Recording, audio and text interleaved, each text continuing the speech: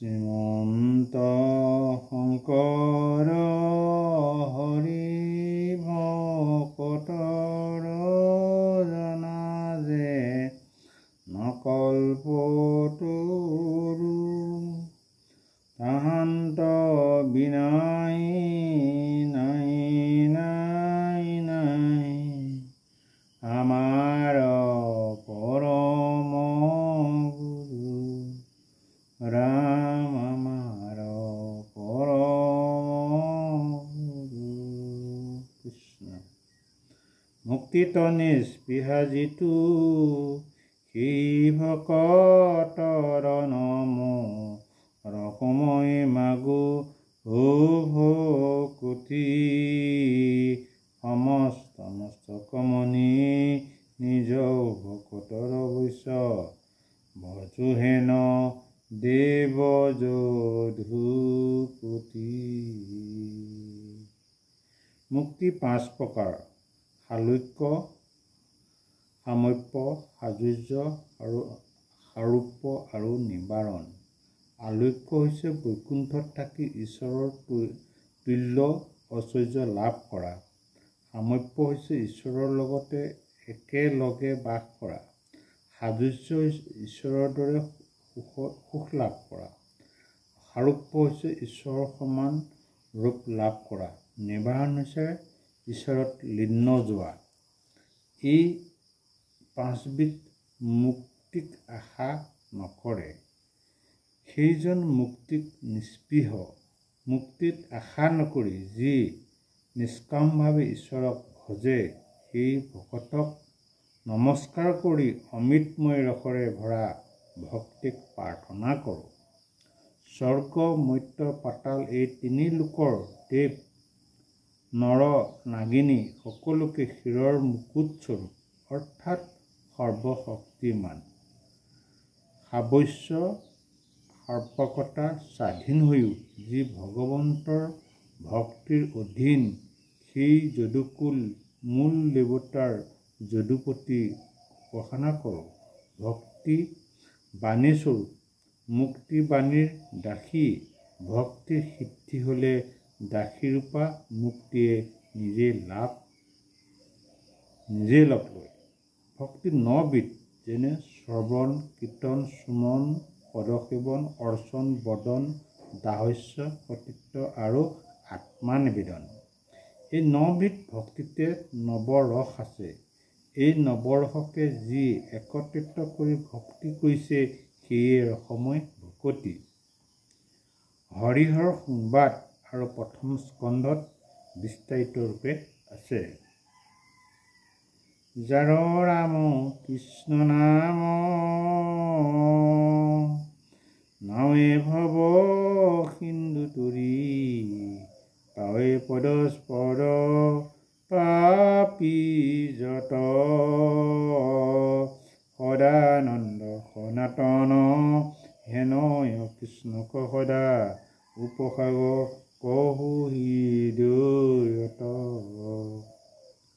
প্ৰকাণ্ড সংসাৰ সাগৰ পাৰ হ'বলৈ ভগৱান ৰামকৃষ্ণৰ নাম উঠি পৰি পাৰ নহ'লে আন উপায় নাই। যি ৰামকৃষ্ণ নামৰূপী ভগৱন্ত পাৰ হৈ মহাপাপীও পৰম ব্ৰহ্মপদ লাভ কৰিব পাৰে সেই চিৰস্থায়ী সনাতন শ্ৰীকৃষ্ণ হৃদয়বান সদনত স্থাপি আৰু আৰাধনা কৰোঁ আহক। ঈশ্বৰৰ ৰামকৃষ্ণৰ নাম মুখত লৈ চৈতন্য ঈশ্বৰক হৃদয়ত স্থাপনা কৰিবলৈ নৰে পাপসাগৰত গতি পায়। ৰামকৃষ্ণ নাৰায়ণ নামৰ পূৰ্ব ৰত্নাকৰ আৰু অজামিল ধৰিছে 10ম স্কন্ধত অসুৰৰ স্তুতিত বিস্তাৰিত ৰূপে আছে। কৃষ্ণ। মৎস্যকূৰ্ম নৰসিংহ ব্ৰাহ্মণ পৰশুৰাম হৰিৰাম বৰা হচিৰাম বুদ্ধ কল্কি নামে দশ আকৃতি ধৰিছা কৃষ্ণ তজু পাৱে কৰোহু প্ৰণাম। যি ভগৱন্তই যুগে যুগে অৱতাৰ হৈ মৎস্য কুৰ্ম নৰসিংহ ব্ৰাহ্মণ পৰশুৰাম হলিৰাম বৰাহ শ্ৰীৰাম বুদ্ধ কল্কি 10 অৱতাৰ ধৰি দুষ্টক দমন শান্তক পালন কৰিবৰ কাৰণে 10 নামে 10 অৱতাৰ সৃষ্টি ৰক্ষা কৰিলে। সেই সাকাৰ ৰূপধাৰী নিৰাকাৰ সনাতন হৰিক নমস্কাৰ কৰোঁ। অৰ্থাৎ যি ভগৱন্তই 10 নাম 10 বিধ ৰূপ ধৰি সৃষ্টি স্থাপনা কৰিলে সেই হৰিক নমস্কাৰ কৰোঁ। মৎস্য অৱতাৰ জলধিমগ্ন হৈ বেদ উদ্ধাৰ কৰিছে। কুৰ্ম অৱতাৰত সাগৰ মথনত দেৱতাক সহায় কৰিছে। বৰাহ অৱতাৰত জলমগ্ন পৃথিৱীক উদ্ধাৰ কৰি হিৰণ্যকশিপুক বধ কৰিছে। সিংহ অৱতাৰত হিৰণ্যকশিপুক বধ কৰি ভক্ত প্ৰহ্লাদক ৰক্ষা কৰিছে। ব্ৰাহ্মণ অৱতাৰত বলিৰ সুতলিত ঠাই দিছে। পৰশুৰাম অৱতাৰত ক্ষত্ৰিয়বিলাকে ধ্বংস কৰিছে। ৰাম অৱতাৰত লংকাৰ ৰাৱণক বধ কৰি সীতাক উদ্ধাৰ কৰিছে। হলিৰাম অৱতাৰত ত্ৰিবিধ আদি অসুৰক বধ কৰিছে। বুদ্ধ অৱতাৰত হিংসা শূন্যৰূপে জীৱনক মুক্তি দিছে। কল্কি অৱতাৰত মৃতসকলক সংহাৰ কৰিছে। এই 10 অৱতাৰত কৃষ্ণক নমস্কাৰ কৰোঁ। দ্বিতীয় স্কন্ধত ভক্ত প্ৰহ্লাদক স্তুতিত 10 অৱতাৰত বৰ্ণনা কৰিছে। একান্ত ভকতে সবে নিগুণ কৃষ্ণৰ গুণ গাৱে বসিয়াত ঠাত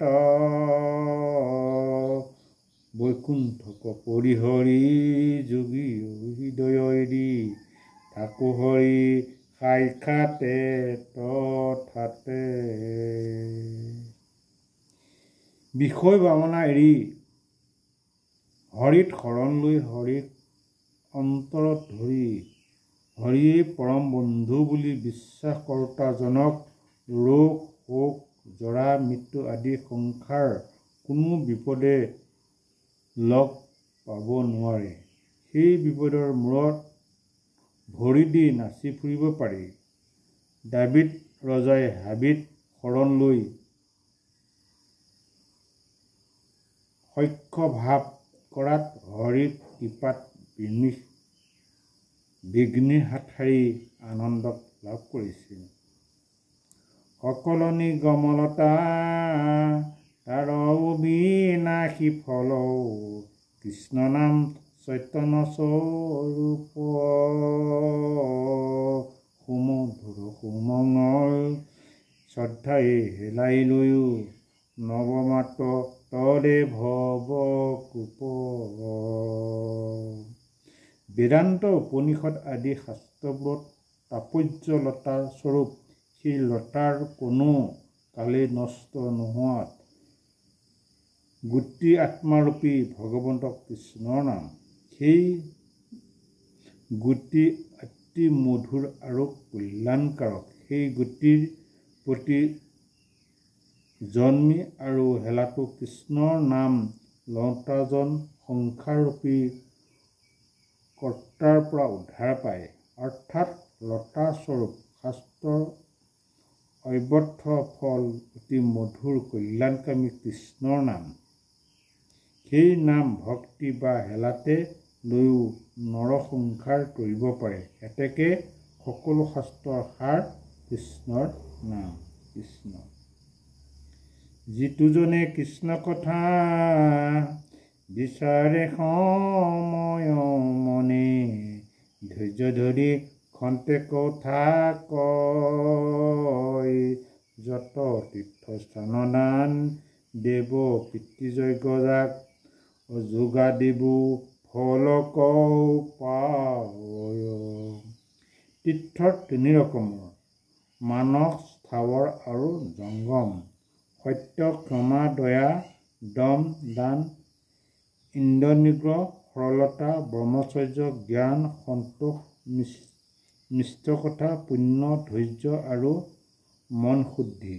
এই মানস তীৰ্থ গংগা গয়া কাশী পুষ্কৰাদি কৰি জলৰ যত গুণ আছে সেয়ে স্থাৱৰ তীৰ্থ প্ৰতিমা আদি স্থাপিত শ্ৰীক্ষেত্ৰকে আদি কৰি সেই জংগম তীৰ্থ কৃষ্ণৰ কথা পৰামৰ্শ তত্ত্ব স্থিৰ চিত্তে খন্তেক শুনিলেই পৃথিৱীত যিমান পুণ্য ক্ষেত্ৰ আছে তাত স্নানৰ দান পিতৃ সন্তোষাৰ্থে যজ্ঞ যাগ যোগাসাধন আদি কৰি যিমান পুণ্য আছে সকলোৱে পায়।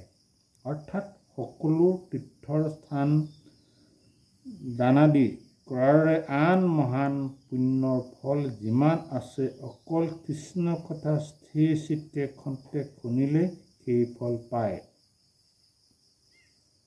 খটাংগ নিৰপত্তিৰে স্বৰ্গৰ দেৱতাসকলক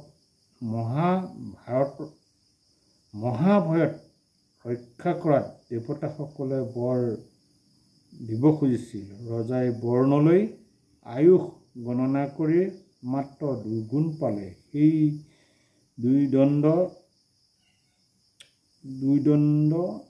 ধৈৰ্য ধৰি কৃষ্ণক চিন্তিৰ প্ৰাণে ত্যাগ কৰি গতি পাইছে। 4ৰ্থ স্কন্ধত বিস্তাৰিত আছে। নমস্কাৰ। কৃষ্ণ।